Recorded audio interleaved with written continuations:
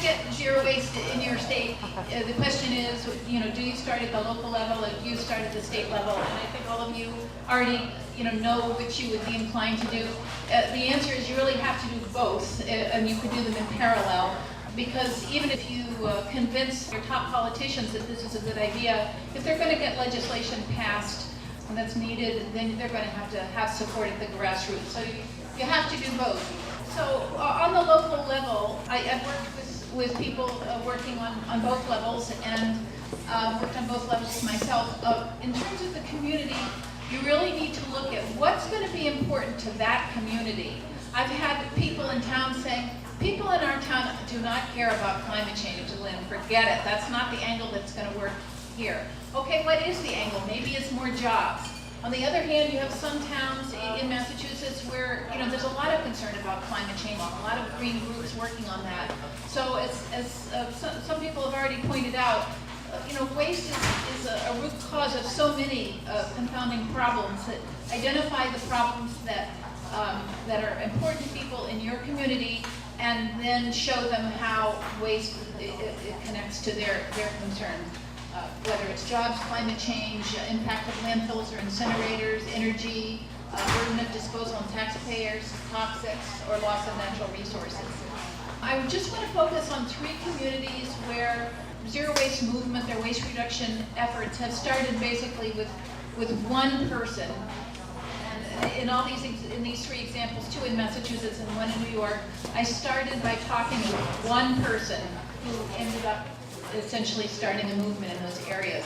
In Southbridge, Massachusetts, they were challenged by a expanding landfill and gasification plant. In the Finger Lakes in New York, they were actually same thing, challenged by, and still are challenged by landfill expansions, enormous landfills, and they pretty much have squashed the gasification proposals for now. In Carlisle, Massachusetts, that was a case where they were not opposing a waste facility. They had a lot of environmental awareness and concern over major global issues. So, as I said, one person can launch zero waste. And I probably should have said, Massachusetts, the East is very different from the West in terms of zero waste. I think most of you are aware of that. It's not a household term in the East. Just to give you an idea, we have in Massachusetts one small fledgling door-to-door organics pickup, and that was the first in New England. So, it's a whole different thing. So what I'm talking about here, we're not at the point where we're figuring out how to, the nitty-gritties. We're still working on the zero waste concept. So in this case, she reserved a room at the library, and through email lists, she just called a meeting. And many times I've been asked to speak at those meetings where people have come together because they're concerned about a specific threat to their community. The challenge with that is often they're more interested in focusing on how to get that landfill or that incinerator out of their own community, and they often are less interested in long-term waste reduction that's going to eliminate the need for disposal facilities. In Carlisle, there's an example where the person interested in zero waste has worked with existing organizations in the town, the Climate Action Group, the Recycling Commission, the school, so forth, started school composting, got behind Pay As You Throw. She's working with people who are already, League of Women Voters, who are already concerned about certain issues, and she's helping them connect their concerns with waste reduction. So again, in many cases, it's one person starting it. Through this experience, I've developed some ideas about what's important.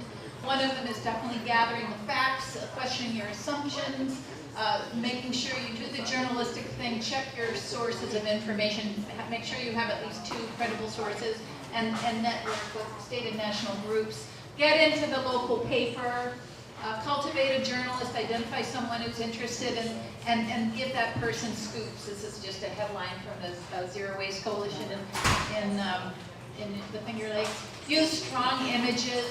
The one on the left is from NASA. Shows methane leaving the polar ice caps.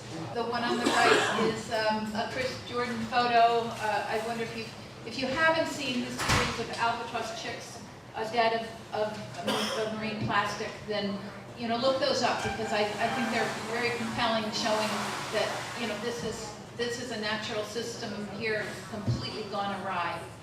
There's no one right way to communicate. We have a group called RATS, and we have a very sedate League of Women Voters. Both work great. You need all approaches. Promote what you're for. Here you have somebody from RATS at a local fair teaching composting.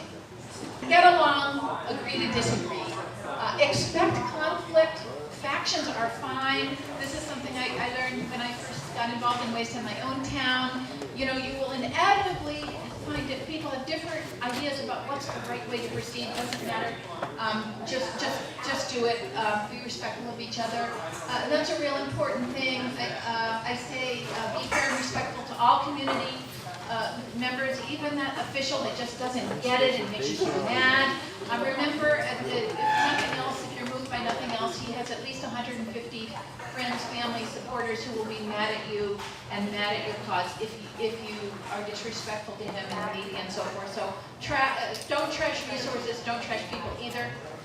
In terms of activism on the state level, this is an alliance that I co-founded of Massachusetts organizations, and some of them are big mainline chapters of big mainline groups like Sierra Club, Massacre. We have about 35 in total, and we, in the space of 2 years, I have to say it, and I think Mass DEP would agree, we've turned waste policy around in our state. We made it a political issue in an election year. 2 years ago, Mass DEP staff were forbidden to use the term zero waste. But after a lot of our efforts working with them in different ways, getting turnout to public meetings, petitions and so forth, they came out with a draft solid waste master plan pathway to zero waste. They also, big thing, this was what really pulled us together initially, decided to retain the moratorium on new incinerators, and that includes gasification of MSW to electricity. This is a college student presenting a petition with 16,000 signatures for zero waste, and I just love this girl because wouldn't you follow her off a cliff? I mean, she is confident that she's done the right thing. She's presenting the truth to the adults, and she's confident that they're going to do the right thing. So I hope that we do.